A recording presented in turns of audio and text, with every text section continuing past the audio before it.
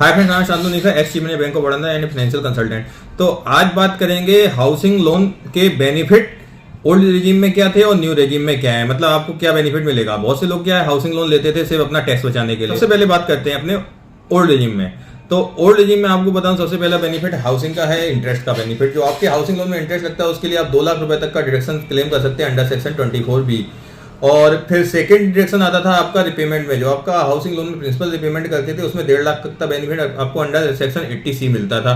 इसमें अगर आपने उसी साल में रजिस्ट्री कराई तो स्टैंप ड्यूटी वो सब भी 80C में आपको डिडक्शन मिल जाता है। और ये में जो 24B आपको डिडक्शन लेते हैं वो under income from house property में शो करते हैं, माइनस में आपका 2 लाख। और हाँ, अगर लॉस हो रहा है इनकम फ्रॉम हाउस प्रॉपर्टी की जगह लॉस फ्रॉम हाउस प्रॉपर्टी, तो वो आप कैरी फॉरवर्ड ही कर सकते हैं। मतलब अगर आपका इंटरेस्ट पार्ट ज्यादा हो गया और आपको उसमें लॉस आया तो वो आप सब्सिक्वेंट ईयर में कैरी फॉरवर्ड भी कर सकते हैं लॉस फ्रॉम हाउस प्रॉपर्टी का। तो ये ओल्ड रेजिम में आपको हाउसिंग लोन के बेनिफिट थे। ये आपको ओल्ड रेजिम में अगर प्रॉपर्टी सेल्फ ऑक्यूपाइड है या रेंटेड, दोनों में ये बेनिफिट मिलते थे। हाँ, अगर रेंट आउट प्रॉपर्टी है तो उसमें जो रेंट आता है वो भी आपकी इनकम होती है, उसमें 30% स्टैंडर्ड डिडक्शन आपको मिलता है, उसके अलावा आप इनकम में शो करते थे, लेकिन आपको ये डिडक्शन दोनों में मिलते थे।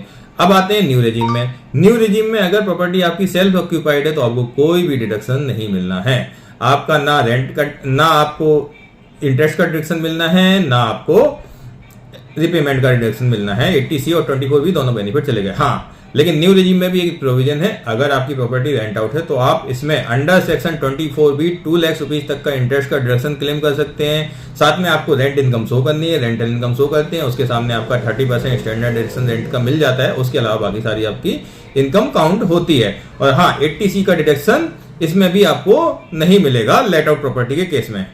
लॉस फ्रॉम हाउस प्रॉपर्टी को कैरी फॉरवर्ड करने का भी न्यू रेजिम में कोई ऑप्शन नहीं है। तो हाउसिंग लोन जो स्कीम है वो लिक्रेटिव है, ओल्ड रेजिम के लिए है। अगर आपको हाउसिंग लोन की स्कीम के साथ ओल्ड रेजिम से टैक्स कम पड़ा तो ओल्ड रेजिम में रहिए। अगर आप न्यू रेजिम में आ गए हैं तो आप लोन के अपना टैक्स, इनकम टैक्स बचाने के पर्पज से हाउसिंग लोन प्लान मत करिए, लेकिन अगर आपको एक्चुअली लेना है तो आप जरूर लीजिए। हाँ, हमारे कच कंसल्टेंसी में इनकम टैक्स लोन रिलेटेड सारी कंसल्टिंग वर्क है, तो आप मुझे भी कॉन्टैक्ट कर सकते हैं।